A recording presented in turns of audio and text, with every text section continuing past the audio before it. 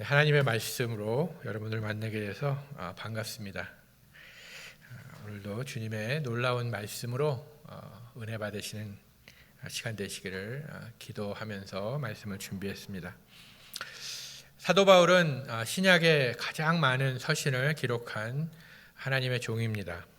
그 중에 하나님께서는 사도 바울을 통해서 이제 그리스도의 몸으로 세워진 교회, 여러 그 초대 교회들을 양육하시기 위해서 특별히 서신을 쓰게 하셨는데, 그 중에 이제 목회자 디도에게 이 편지를 썼습니다. 그래서 그 편지들을 우리가 목회 서신이다라고 부르고 있습니다. 이 목회 서신을 기록한 목적은 하나님께서 이제 하나님의 백성들을 하나님의 자기 백성으로 구원을 하시고 그리스도의 몸된 교회로 이제 이 세상에 하나님께서 교회를 두셨습니다. 그리고 이제 그 교회에 속한 하나님의 자기 백성들이 그 부르심에 합당한 삶을 살도록 하나님의 세우신 목회자들이 어떻게 이끌어가는가 하는 것을 잘 설명하며 기록한 서신이 목회 서신입니다.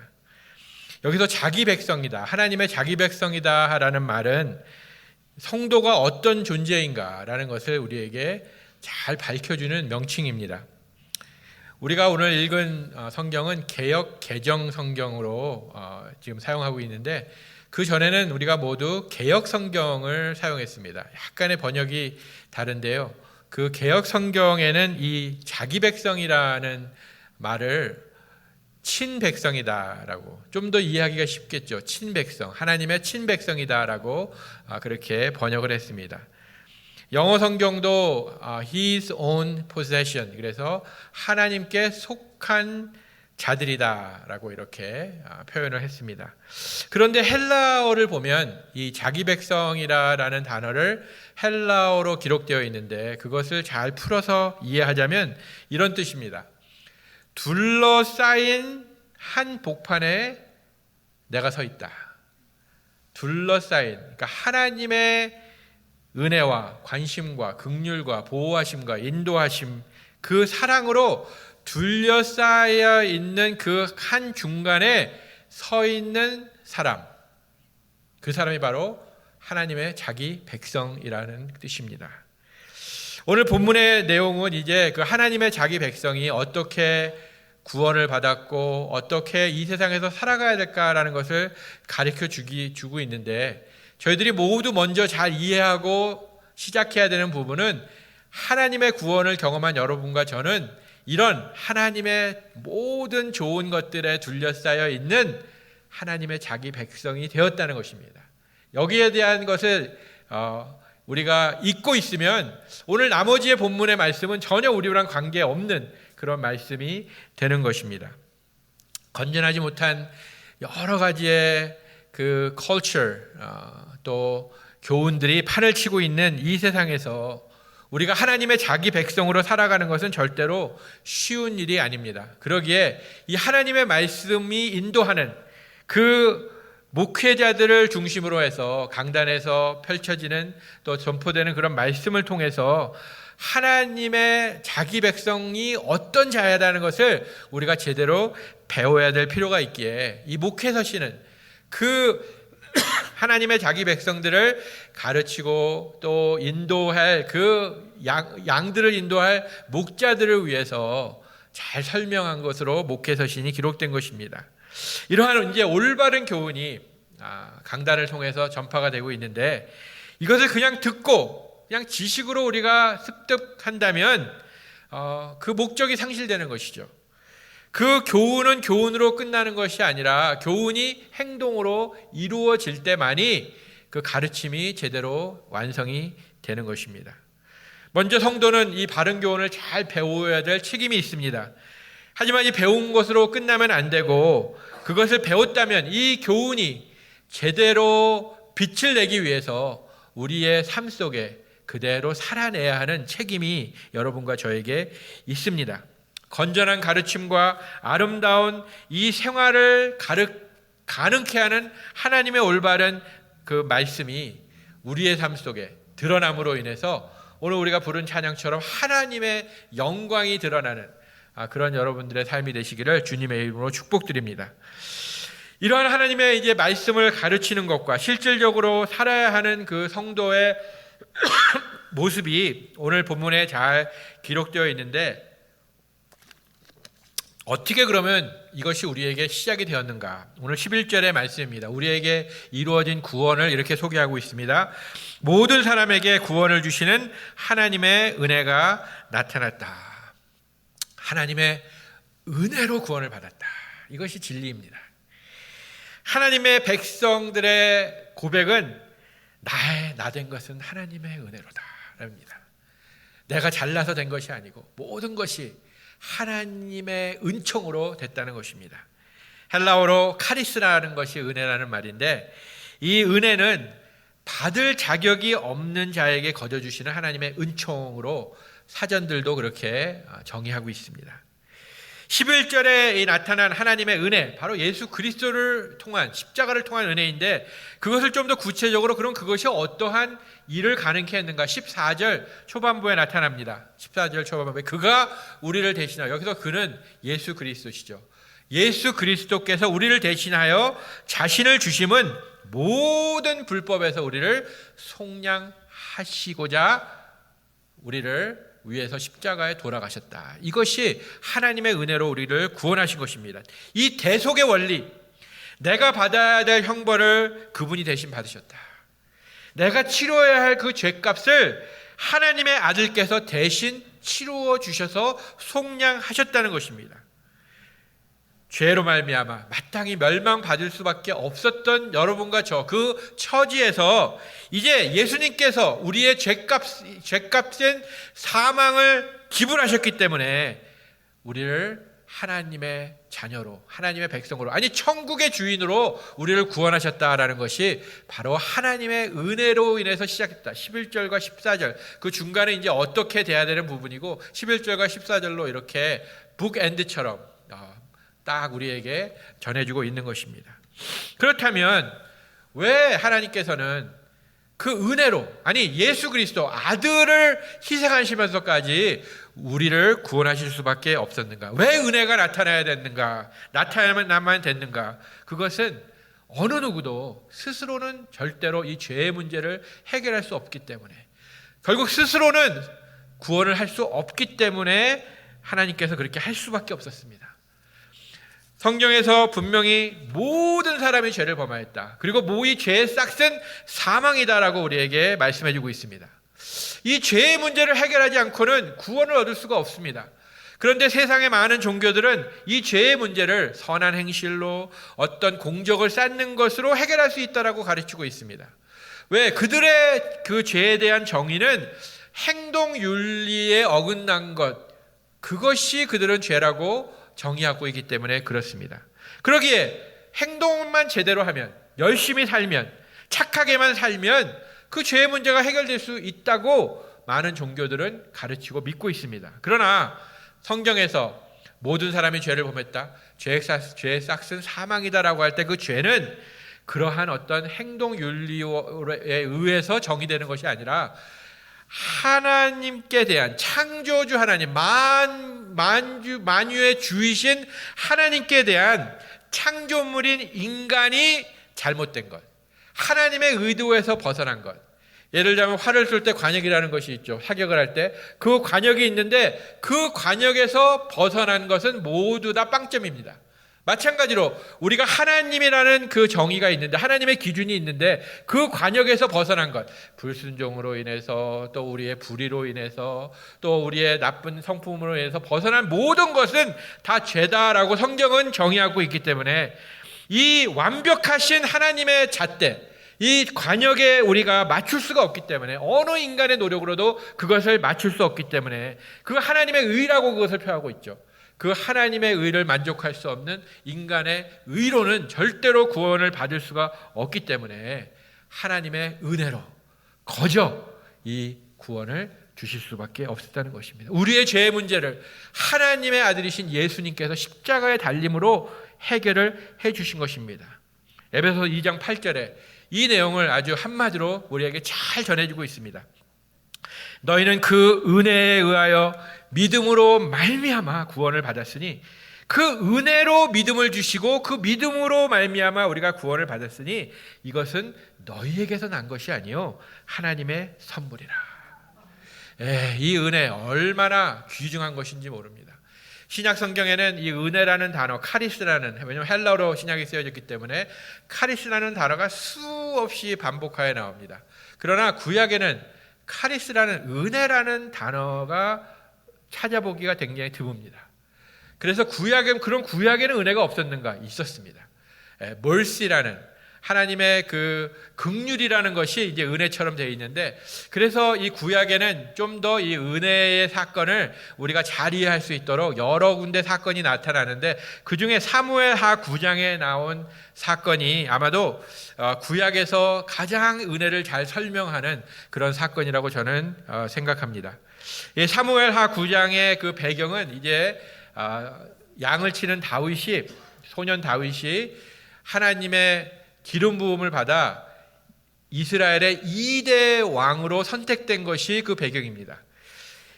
이스라엘의 초대 왕은 사울이라는 사람이었죠. 근데 이 사울이, 이 다윗이라는 조그만 소년이 자기를 이을 2대 왕으로, 자기 자식도 아닌데 자기의 그 혈육도 아닐 뿐만 아니라 자기랑은 전혀 상관없는 사람이 자기를 이어서 2대 왕이 된다. 그리고 아직 자기는 건강하고 더 왕을 오래 할 수 있을 것 같은데 하나님께서 2대 왕을 뽑으셨다는 그 사실에, 그리고 다윗과 골리앗 사건 후에 다윗이 많은 그 사람들의 인기를 얻게 되자 이 사울이 다윗을 질투하게 됩니다. 그래서 여러 번, 정말 오랜 시간 동안 다윗을 없애려고 사울이 많은 노력을 하게 됩니다. 하지만 이러한 사울의 방해에도 불구하고 다윗은 결국 왕위에 오르게 된 것이 바로 이 사무엘하 9장의 배경이 됩니다. 이제 사울의 집과 다윗의 집은 어쩔 수 없이 왕권 교체가 됐는데, 그저 자연스러운 왕권 교체가 아니라 새로운 왕조가 시작이 된 것입니다. 똑같은 왕조라는 것은 아버지를 이어 아들이, 또 아들을 이어서 손자가 왕이 됐을 때 그 같은 왕조가 이어진다고 하는데, 사울과 다윗은 물론 이스라엘이라는 조상은 같죠. 아브라함이라는 조상은 같죠. 그러나 지파적으로 볼 때 사울은 벤야민 지파고 다윗은 유다 지파입니다. 이제 이스라엘의 12아들 중에 갈라지게 된 거죠. 이제 이스라엘의 왕권이 베냐민 지파에서 유다 지파로 옮겨지기 때문에 새로운 왕조가 시작이 된 것입니다. 인간의 역사를 보면 새로운 왕조가 나와서 그 집권을 하게 될 때 그 새로운 왕조는 옛날의 왕조의 모든 후손들을 다 처벌하는 것이 역사의 모습입니다. 뭐 현대도 비슷하죠. 새로운 대통령이 되면 또 그전의 대통령들이 또 감옥에 가기도 하고 이런 비슷한 그런 것이지만, 고대 시대에는 그게 더 심했습니다. 왜? 옛 왕조의 후손을 통해서 반란이 일어날 수 있기 때문에 그러한 것을 뿌리채 뽑는 것이 새로운 왕조의 첫 번째 작업인데, 다윗도 왕위에 오르자마자 이렇게 신하들에게 물었습니다. 사울의 집에, 사울의 후손들 중에 혹시 살아남아 있는 사람이 있는가 한번 찾아보라라고 그렇게 명을 했습니다. 그때 이 신하들은 가슴이 뜨끔했죠. 결국 다윗도 그 전에 사울의 자손들을 다 죽여버리려고 하는구나. 그런데 다윗이 이렇게 그 후손을 찾는 이유를 얘기합니다. 내가 요나단을 인하여 그 사울의 집안에 남은 사람이 있으면 그에게 은총을 베풀기 위해서 찾는 것이다 라고 신하들의 마음을 안정시키게 됩니다. 결국 사울의 자손으로 남은 사람은 원래 세상의 법에 의하면 죽을 수밖에 없는 그런 운명인데 이제 구원을 받게 된다는 것, 이것이 하나님의 은혜의 모습입니다. 그때 다윗의 이제 새로운 신하들 중에 한 사람이 이렇게 다윗에게 고합니다. 요나단에게, 사울의 아들이었던 요나단에게 무비보셋이라는 한 아들이 있는데 그는 절름발이 장애인입니다. 그때 이제 다윗은 사람을 보내서 무비보셋을 데려오게 합니다. 그리고 무비보셋은 혹시 나는 이제 죽었구나라는 심정으로 다윗 앞에 무릎 꿇고 주의 종은 여기 있습니다라고 고합니다. 그때 다윗이 사무엘하 9장 7절에 이렇게 무비보셋에게 얘기를 합니다. 무서워하지 말라. 먼저 안심을 시키는 거죠. 그리고 이렇게 얘기합니다. 내가 반드시 너의 아버지 요나단으로 말미암아 너에게 은총을 베풀리라. 인간적인 카먼 센스로 보면 죽을 수밖에 없는 그런 상황입니다. 하지만 다윗이 은혜를 베푸는데 그 은혜를 베푸게 되는 이유는 살아생전에 다윗과 친구였던 요나단, 사울의 아들이었던 요나단, 그 요나단이 다윗을 사랑했고, 그리고 요나단과 다윗 사이에서 맺어진 언약 때문에 무비보셋은 아무런 자격이 없습니다. 뭐 잘나지도 못한 것 같습니다. 똑똑하지도 못한 것 같습니다. 또 육체는 장애인입니다. 이러한 사람에게 다윗이 요나단으로 인하여 은총을 베풀겠다는 것입니다. 요나단 때문에 죽임을 당하지 않고 불구자의 몸인데도 불구하고 그는 왕의 상에 앉아서 같이 음식을 먹고 예루살렘에서 거하는 삶을 살게 된 것입니다. 여러분과 저가 아무런 잘난 것 없고 아무런 공적 없이도 하나님의 자녀가 되고 하나님의 은혜를 받을 수 있었던 것은 바로 예수 그리스도와 하나님과의 맺은 언약 때문입니다.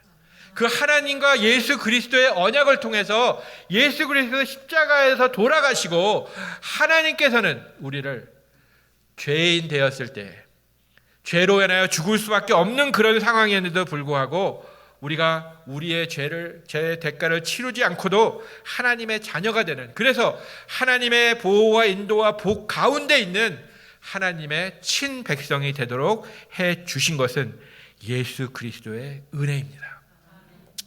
여러분과 저는 어떤 존재였습니까? 예수 그리스도를 믿고 구원받기 전에는 우리는 여러분이 인정하시던 부인하시던 여러분은 마귀의 가족이었습니다. 마귀에 속했던 자들입니다. 마귀의 그 죄의 쇠사슬에 묶여있던 자들입니다. 그러나 이제 예수 그리스도의 은혜로 인해서 우리는 하나님의 가족으로 옮겨졌고 하나님의 밥상에서, 성찬이 바로 그거 아니겠습니까? 또한 천국에서 누릴 그 천국 잔치가 그것입니다. 그 만찬에서 하나님과 함께 예수 그리스도와 함께 만찬을 누릴 수 있는 자가 되었다는 것입니다.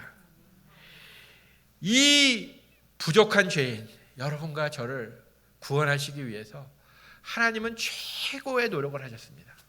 마치 예수님의 천국 비유 중에 마태복음 13장 45절에 나오는 그 비유의 말씀처럼입니다. 이거 비유는 이렇게 아주 짧은 비유입니다. 천국은 마치 좋은 진주를 구하는 장사와 같으니 극히 값진 진주 하나를 발견하매 가서 자기의 소유를 다 팔아 그 진주를 사느니라. 여러분과 저는 이 세상에 숨겨져 있는 진주와 같은 존재입니다. 아니, 하나님께 여러분들은 보화입니다. 그 보화이기에 예수님께서 이 세상에서 여러분들을 찾아 결국 여러분들을 발견하시고 그리고 최고의 대가를 치르시며 자신의 십자가의 죽음의 대가를 치르시고 여러분들을 사심으로 인해서 우리가 구원을 얻고 천국의 주인이 될 수 있었던 것입니다. 하나님을 모르고 어두움에 있었던 여러분과 제가 이제 하나님을 아는 빛 가운데 있게 된 것입니다. 죄의 싹신 사망의 자리에 있던 우리가 이제 그리스도 안에 있는 생명의 자리에 옮겨지게 된 것입니다. 그리고 이제 하나님의 관심과 사랑과 축복 안에 둘러싸여 있는 그 가운데 중심에 있는 하나님의 자기 백성이 된 것으로, 그것이 바로 하나님의 은혜로 된 것을 여러분 먼저 잊지 마시기 바랍니다. 그래서 오늘 우리 기도자들이 기도한 것처럼 정말 하나님의 은혜로 충만한 그런 삶을 사시기를 고대하며 그것을 기도하며 또 그렇게 노력하시는 여러분 되시기를 주님의 이름으로 축복드립니다. 우리가 이제 구원받은 것, 이제 하나님의 은혜로 구원을 받고 하나님의 백성이 되었는데 이것은 그저 이제 시작에 불과할 뿐입니다. 우리는 위치의 변화가 있었습니다. 마귀의 자식에서 이제 하나님의 자녀로, 이제 어두움의 위치에서 이제 빛의 위치로, 이러한 위치의 변화와 함께 하나님의 은혜로 인해서 이제 두 번째 구원의 단계에 우리는 다 들어와 있는데 그것은 바로 성화라는 그런 구원의 단계입니다. 그리고 그 단계를 시작하게 된 이 구원의 관점에서 볼 때 우리의 이제 삶 속에 변화가 생겼습니다. 먼저 태도가 변합니다. 우리의 욕구가 변합니다. 그전에는 세상의 사람들의 똑같은 그 정욕대로 우리가 그것을 중요하게 생각하며 추구했는데 이제는 하나님의 뜻을 행하고 싶어하는 그런 마음이 우리 안에 생기게 된 것입니다. 우리를 구원하여 영생을 주신 하나님의 은혜는 그저 우리를 죄에서 구원하신 것으로 끝나는 것이 아니라 이 죄에서 구원하신 우리를 이제 천국의 영광으로 끌고 가는 그 과정, 성화의 과정에도 은혜로 계속해서 역사하고 계십니다. 그것을 위해서 우리의 삶의 목적을 변화시키십니다. 개인 중심적인 야망이 아니라 하나님의 뜻을 이루고 싶어하는 마음을 우리에게 주십니다. 세상이 제시하는 삶의 목표를 둔 것이 아니라 이제 하나님의 말씀을 순종하며 살겠다는 그런 원대한 신앙의 목적을 두고 살게 하십니다. 이러한 과정, 이 성화의 과정에 두 가지의 모양의 변화가 있는데 첫 번째는 먼저 우리 안에 있는 내적인 변화입니다. 우리의 성품이 변하는 것이죠. 그리고 두 번째는 외적인 변화가 있어야 됩니다. 그것은 이제 성령으로 인해서 우리가 바뀐 우리의 내적인 변화가 밖으로 우리에게 드러나는, 그래서 오늘 14절의 말씀에도 우리가 선한 사람으로 살아가기 하기 위함이다라고 말씀하고 있는 것입니다. 이러한 성화의 구원을 위해서 하나님께서는 이제 역사하고 계신데 오늘 12절의 말씀입니다. 우리를 양육하시되 경건하지 않는 것, 이 세상의 정욕 그걸 다 버리고 신중함과 의로움과 경건함으로 이 세상에 살게 하셨다라고 말씀하십니다. 하나님의 은혜로 구원받은 성도의 삶의 모습이 어떻게 변화되어야 하는가? 하나님께서는 그것을 위해서 우리를 양육하고 계신데, 우리를 훈련하고 계신데, 그래서 우리가 하나님의 자기 백성답게 이 세상에서 살아야 되는데, 이 과정을 통해서 우리를 만들어 가시는 하나님의 과정 안에는 먼저 버림과 버리는 작업과 이제 취하는, 채우는 두 작업의 두 가지의 과정이 꼭 반드시 있어야 되는 것입니다. 훌륭한 훈련생은 훈련자의 말을 잘 듣는 것이죠. 훈련자가 하라는 대로 그대로 행하면서 행하는 훈련의 내용들을 잘 이루어가야 되는데, 오늘 말씀은 분명히 버려라, 취하라. 그러기에 여러분들의 이번 한 주간의 삶 속에 내가 버려야 될 것이 무엇인가, 또 내가 취해야 될 것이 무엇인가를 오늘 말씀이 주시는 것을 잘 이해하면서 그대로 한번 행해 보실 때 여러분들의 삶이 은혜의 풍성한 삶이 될 것이라 저는 확신합니다. 여러분, 도자기를 만드는 사람들이 어떤 사람은 인류고 어떤 사람은 삼류입니다. 그 차이를 아십니까? 인류 도공과 삼류 도공. 그 차이는 버림의 차이입니다. 버림의 차이. 삼류 도공은 아직 이제 도공 일을 시작한 사람이겠죠. 그 사람은 자신이 만든 모든 도자기가 다 아깝습니다. 그래서 버리지 못합니다. 그것을 어떻게든지 팔아서 조금이라도 이익을 남기려고 합니다. 하지만 삼류 도공이 만든 그 본인이 보기에는 버리기 아깝지만 당연히 버려야 되는 그 도자기들은 시장에 나가 팔아도 별로 값을 못 받는 싸구려 작품일 수밖에 없습니다. 그러나 인류도공은 어떻습니까? 인류도공은 아무리 아까워도 자기가 만든 모든 물건들, 거기에 시간을 들이고 공을 들였지만 그것이 최고의 작품이 아니라면 아낌없이 버리면서 계속 작업에 의합니다. 비록 자신이 일생 동안 단 하나의 고려청자, 단 하나의 이조백자를 만든다고 하더라도 그것을 위해서 아낌없이 다른 것을 버려야 할 때 버릴 줄 아는 것이 인류 도공과 삼도공의 차이일 것입니다. 마찬가지로 우리가 신앙생활을 잘한다는 것, 버릴 것은 아낌없이 버릴 줄 알아야 우리가 제대로 올바른 신앙생활을 할 수가 있습니다. 오늘 12절에 하나님의 백성들이, 하나님의 자기 백성들이 버려야 할 두 가지, 첫 번째는 경건치 않는 것, 두 번째는 이 세상 정욕입니다. 이게 연결이 되어 있는데, 경건치 않는 것은 한마디로 불경건입니다. 불경건, 경건치 않은 것, 불경건. 이 불경건한 사람의 특징은 하나님 없는 것처럼 사는 것입니다. 왜냐하면 경건은 하나님의 성품이기 때문에 그렇습니다. 경건이 없다, 경건하지 않다, 그것은 하나님이 내 안에서 드러나지 않는다는 것입니다. 지적으로 하나님에 대해서 압니다. 또 어떤 경우는 입으로도 하나님을 시인합니다. 하지만 그 사람의 삶을 봤을 때 하나님이 없는 것처럼 살아가는 것입니다. 하나님이 전혀 영향을 끼치지 못하는 것처럼, 하나님과는 관계가 없는 것처럼 살아가는 그 모습이 바로 불경건. 우리가 죄를 행했다, 더러운 일을 한다, 그거를 떠나서 하나님이 있는가 없는가, 하나님이 그 사람의 삶을 주장하고 있는가, 하나님의 말씀이 얼마나 그 사람의 삶을 영향을 주고 있는가가 불경건과 경건을 가름짓는다는 것입니다. 왜? 불경건한 사람의 초점은 자기 자신이기 때문에 그렇습니다. 나만 보입니다. 나만 중요합니다. 내 안에 관여하려고 하시는 성령님, 결국 하나님이시죠. 하나님을 인식하지 못합니다. 내가 사는 모습이 하나님의 영광을 더하고 있는가, 내가 사는 모습이 하나님의 영광을 가리는가에 관심이 없는, 거기에 불감하기 때문에 이 불경건한 삶을 계속적으로 살아가고 있다는 것입니다. 끼고 살아가는 것이죠. 그리고 이러한 불경건한 삶을 살도록 우리 안에서 계속적으로 우리를 유혹하고 하는 것이 바로 이 세상의 정욕입니다. 두 번째 버려야 될 것입니다. 하나님이 우리를 구원하신 것은 죄와 죄에 빠지지 않게 하는, 이 세상의 노예가 되지 않게 하기 위함이었습니다. 이 세상의 정욕은 우리의 오늘의 만족에 초점이 맞춰져 있습니다. 오늘 내가 잘 먹는가, 내가 기쁜가, 내가 만족한가, 내 육신이 어떻게 누리고 있는가라는 것에 초점이 맞춰져 있습니다. 하지만 하나님께서는 우리를 구원하신 이유는 우리의 육신의 삶에서 이제 좀 자유하기를 원한 것입니다. 육신의 가치가 아니라 영원한 가치에 초점을 맞추기를 원하시는 그 하나님의 마음, 하나님의 열심이 우리를 은혜로 구원하신 것입니다. 그리고 우리를 구원하시면서 우리의 힘으로는 안 되기 때문에 하나님께서 은혜를 주셨는데, 그 은혜의 결과가 성령님이십니다.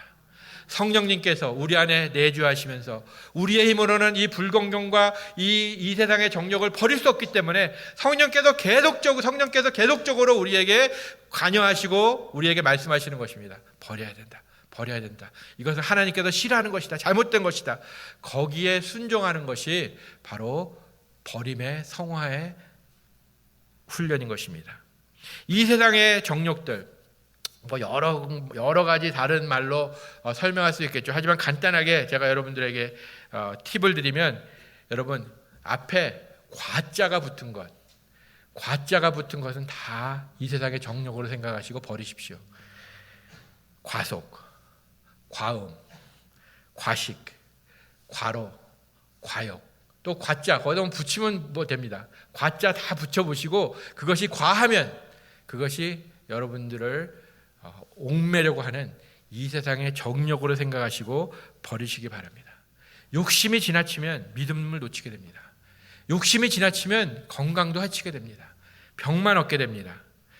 그리고 성경은 이 욕심, 이 탐심, 이것을 갖고 구약에는 그만큼 하나님께서 우상 숭배를 싫어하시는 것을 여러 번 설명하셨지만, 이 신약에 와서는 그냥 우상 숭배를 그렇게 많이 설명은 하지 않으시고 한마디로 우상 숭배를 이렇게 정의하고 있습니다. 골로새서 3장 5절인데 바로 탐심이 우상 숭배이다. 탐심 이꼬르 우상 숭배. 여러분, 모든 것이 과하다는 것, 그 탐심을 갖는다는 것은 하나님이 그렇게 싫어하시는 우상 숭배를 하신다고 생각하시면서 아낌없이 버리시기 바랍니다.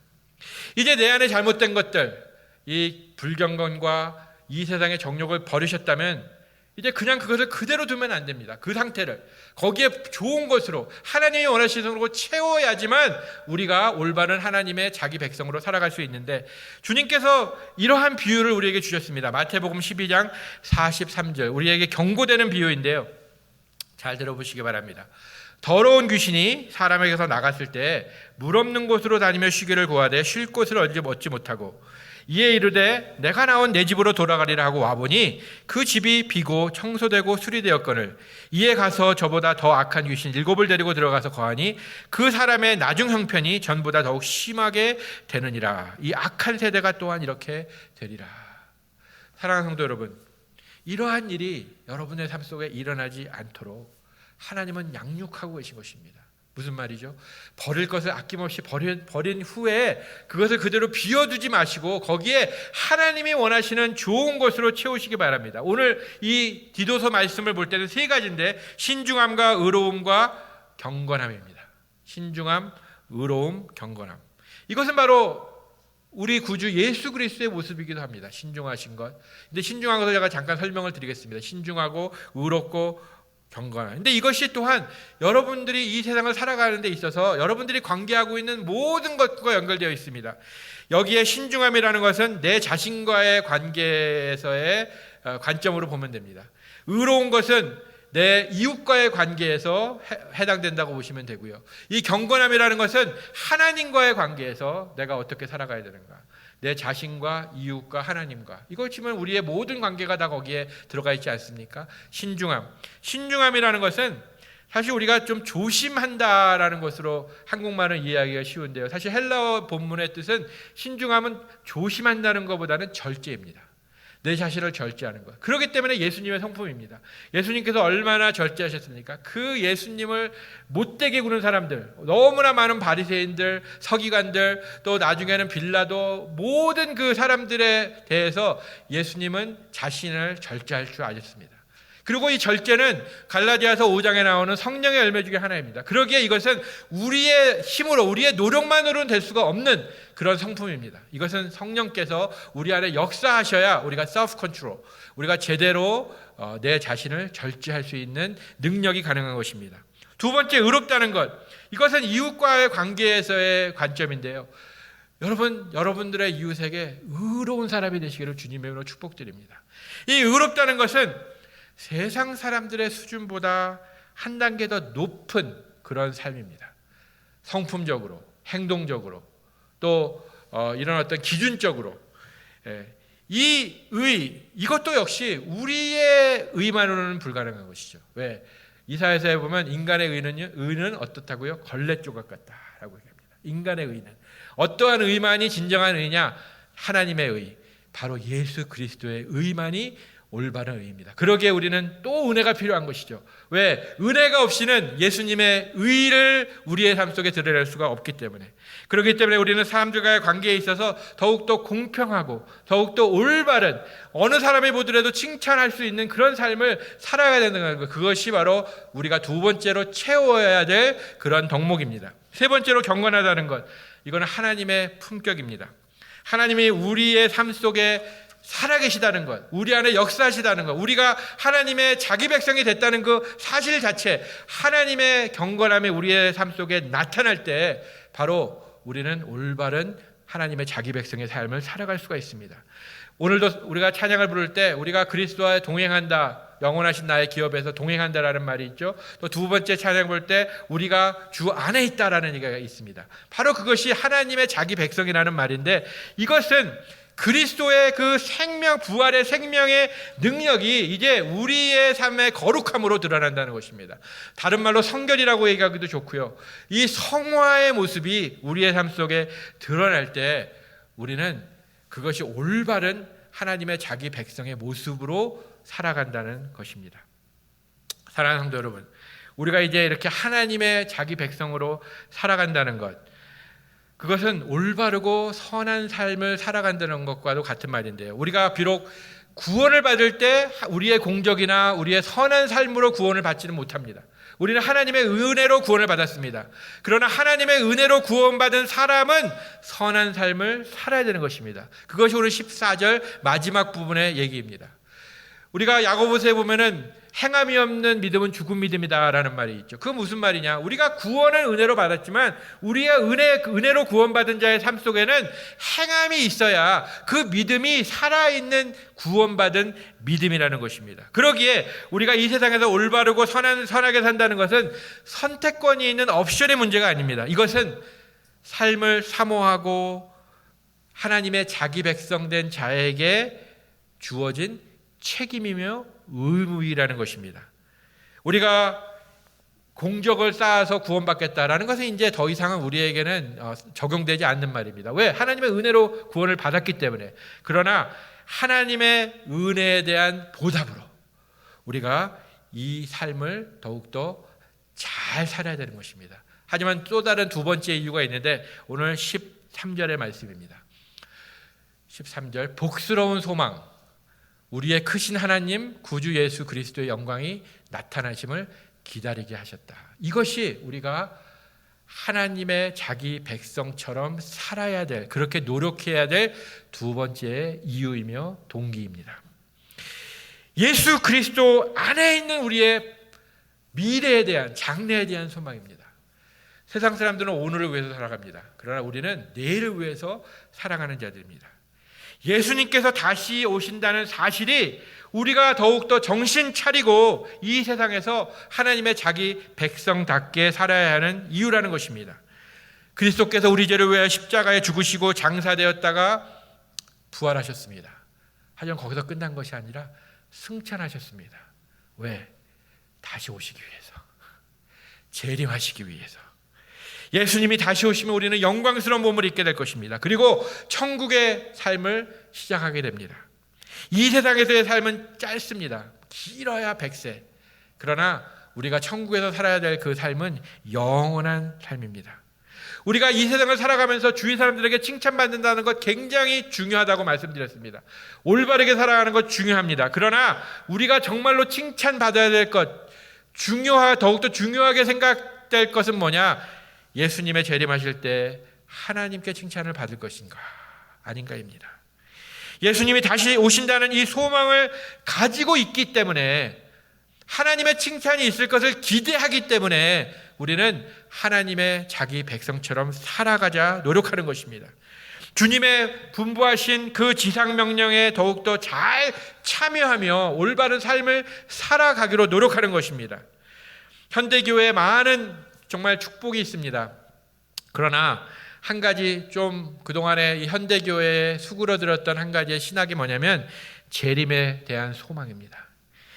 왜 그렇게 됐을까요? 그것은 워낙 불경건이 판을 치기 때문에, 세상 정욕이 우리의 삶을 아직도 주장하고 있기 때문에, 거기다가 이 재림이라는 것은 그저 극성스러운 그 이단들이 자기의 그 신학의 중심으로 막 가르치며 하기 때문에 우리가 재림에 너무 빠지면 혹시 이단에 빠진 것이 아닐까라는 그런 오해를 살 수 있기 때문에 우리가 이 재림의 소망을 좀 잃어가고 있었습니다. 이제는 이 바른 재림의 신앙을 찾아야 될 때입니다. 왜? 이제는 말세에서도 가장 끝 시점에 우리가 와 있기 때문에 이 재림의 신앙을 가지고 살아야 될 것입니다. 현대교회에서는 우리가 서로 만나면 한국 사람들은 안녕하십니까도 하지만 좀 그래도 이렇게 성령에 젖어 있는 분들은 할렐루야 하며 인사를 합니다. 할렐루야. 또 어떤 경우는 샬롬 이렇게 얘기하죠. 하지만 초대교회, 내일을 알 수 없었던 초대교인들은 샬롬이라는 인사는 원래 유대인들이 했던 것이기 때문에 이제 기독교로 넘어오면서 샬롬이라는 인사는 하지 않았고, 할렐루야는 사실 좀 나중의 일이고, 그분들의 인사의 중심의 단어는 마라나타였습니다. 마라나타. 성도들이 만나면 마라나타, 지하교인들이 숨어서 마라나타. 그 마라나타라는 뜻은 주님이 어서 오시기를 고대합니다. 주님이 빨리 오셔야 됩니다 라는 그런 그들의 간절함이 담겨져 있는 인사였습니다. 이 기다린다라는 것, 인내와 확신을 가지고 기대하며 기다린다는 것입니다. 사랑하는 성도 여러분, 기다린다는 것이 절대로 쉬운 일은 아닐 것입니다. 그러나 예수 그리스도의 다시 오심을 간절히 기대하기 때문에, 거기에 소망을 두고 있기 때문에 내가 오늘, 이번 일주일의 삶을 하나님의 자기 백성처럼 살아야 되겠다. 하나님의 사랑과 인도하심과 축복과 모든 것의 중심 안에 있는 사람처럼, 하나님의 자기 백성처럼 살아야 되겠다. 그러한 각오.